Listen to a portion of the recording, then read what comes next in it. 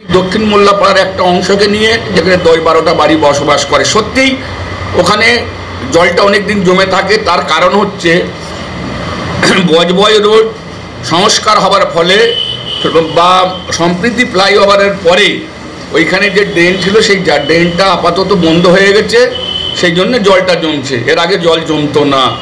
সেই জায়গাটা একটা বড় পুকুর আছে, সেই পুকুরের পাশে রাস্তা আছে, পুকুরটা ডুবে গেলে ওভারফ্লো হয়ে রাস্তাটা ডুবে যায়। মানে কিছু কিছু চ্যানেল তারা এসে ওই জায়গার ফটোটা নিয়ে দেখিয়েছে যে 25 নম্বর ওয়ার্ডের দক্ষিণ মোল্লাপাড়ায় 1 কোমর নাকি জল।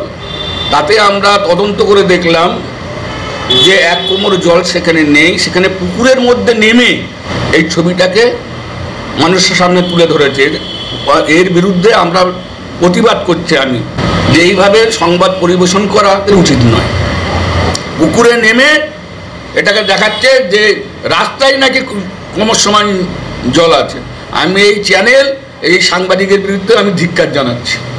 প্রয়োজনে যদি আইনত ব্যবস্থা নিতে হবে, কারণ ভুয়ো খবর কেন পরিবেশন করবে? সত্যটা তুলে ধরা সাংবাদিক আমার চ্যানেলের কাজ বলে আমি মনে করি। 25 নম্বর ওয়ার্ডের যেসব জায়গায় জল জমে আছে, আপনি যদি 2 দিন 3 দিন বৃষ্টি না হয়, যে সেখানে এসে আর বৃষ্টি জল পাবেন না, সেই রাস্তায় আর জল থাকে না, জলটা ক্লিয়ার হয়ে যায়।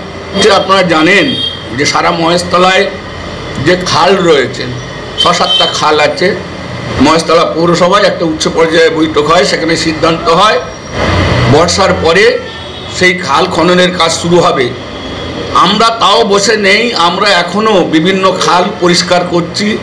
জল অটোমেটিক নামতে শুরু করেছে। আর যদি খালটা আমরা কেটে ফেলতে পারি, তাহলে আগামী দিনে মহেশতলার জল সমস্যার যে মানুষ ভুগছে সেটা থেকে মুক্তি পাবে আশা করছি।